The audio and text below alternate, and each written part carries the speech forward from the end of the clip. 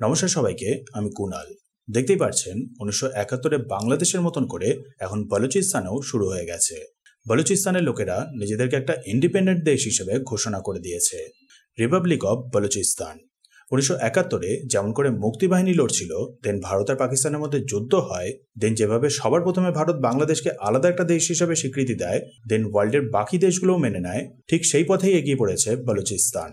বলুচিস্তানের leader Mir ইয়ার বালুচ প্রথমে নিজেদেরকে independent ঘোষণা করে, দিয়ে তারপর সাথে সাথেই ভারতের কাছে আর্জ করে ফেলেছে যাতে ভারত বলুচিস্তানকে একটা আলাদা দেশ হিসেবে মেনে নেয়। সাথে ইউএন এর কাছেও রিকোয়েস্ট করেছে যাতে ইউএন এই ম্যাটারটা দেখে, পিস কিপিং ফোর্স ডিপ্লয় করে আর বলুচিস্তানকে একটা স্বাধীন দেশ হিসেবে মেনে নেয়। দেখতেই পাচ্ছেন সবাই এখন আশায় বসে আছে যে কবে ভারত তাদেরকে সবার প্রথমে মান্যতা দেবে। আচ্ছা, ইনি হলেন বলুচিস্তানের আরও একজন লিডার, অ্যাক্টিভিস্ট ডক্টর মেহরাং বালুচ, যার বাবাকে 2009-এ পাকিস্তানের মিলিটারি তুলে নিয়ে চলে গেছিল। পরে 2011-তে তাকে মৃত অবস্থায় পাওয়া যায়। তার ভাইয়ের সাথেও এরকম একটা ঘটনা ঘটেছিল, 4 মাসের জন্য নিরুদ্দেশ ছিল, দেন পাওয়া যায়। আর এটা শুধু ডক্টর মেহরাং না, বলুচিস্তানের ম্যাক্সিমাম মানুষই এই সেম জিনিসগুলো ফেস করে এসেছে দীর্ঘ প্রায় 8 দশক ধরে। পুরো ব্যাপারটা জেনে নিন। 1947-এ ভারত আর পাকিস্তান যখন স্বাধীন হচ্ছিল, তখন ব্রিটিশ ইন্ডিয়ার আন্ডারে আসা সবকটা প্রিন্সলি স্টেটকে বলা হয়েছিল হয় তারা ভারতের সাথে জয়েন করতে পারে আর নাহলে পাকিস্তানের সাথে, আর চাইলে তারা স্বাধীনও থাকতে পারে। বলুচিস্তানে সেই সময় 4টে প্রিন্সলি স্টেট ছিল, কালাট, ঘরান, মকরান আর লাসবেলা। ডিসাইড করেছিল তারা স্বাধীনই থাকবে। মোহাম্মদ আলী জিন্না যে ডিসিশনটাকে প্রথমে সাপোর্ট করেছিলেন, বাট 1948 আসতে না আসতেই জিন্না তার মত ঘুরিয়ে ফেলেন। বলপূর্বক আর কূটনীতির সাথে প্রথমে কন্ট্রোল নিয়ে নেন ঘরান, লাসবেলা আর মকরানের ওপরে, দিয়ে তারপর ল্যান্ডলক হয়ে পড়ায় কালাটও চলে যায় পাকিস্তানের কাছে। 227 দিন লাস্ট করেছিল কালাটের এই ইন্ডিপেন্ডেন্স। কালাটের রুলার খান মীর আহমেদ পুরো চেষ্টা করেছিলেন যাতে ইন্ডিপেন্ডেন্টই থাকা যায়, বাট পারেননি।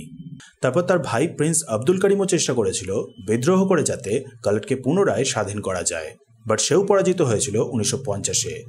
তারপর থেকেই বলুচিস্তান পুরোপুরি পাকিস্তানের পাঞ্জাব প্রভিন্সের কন্ট্রোলে। বলুচিস্তানে প্রচুর ন্যাচারাল রিসোর্সেস আছে, যেমন copper, gold, iron ore, fluoride, natural gas, oil, এরকম অনেক কিছু। পাকিস্তানের পাঞ্জাব প্রভিন্স এই পুরোটাকে বাজেভাবে এক্সপ্লয়েট করে। লোকাল মানুষরা সেরকম কিছুই পায় না। পভার্টি, লো লিটারেসি, এগুলো সামান্য ব্যাপার। তার উপর চীনের সাথে মিলে সিপেক শুরু হওয়ার পর এই এক্সপ্লয়টেশন আরও বেড়ে যায়। চীনের এর ফলে আরও একটা বড় লাভ হলো, পশ্চিমী দেশগুলোর সাথে ট্রেড করার জন্য চীনকে আর মালাক্কা স্ট্রেট হয়ে ঘুরে যেতে হবে না, সোজা গোয়াদার পোর্ট হয়ে পার্সিয়ান গালফ বা রেড সি। বদলে পাকিস্তান যা পাচ্ছে তার বেশিরভাগটাই পাকিস্তানের পাঞ্জাব প্রভিন্সই নিয়ে চলে যায়।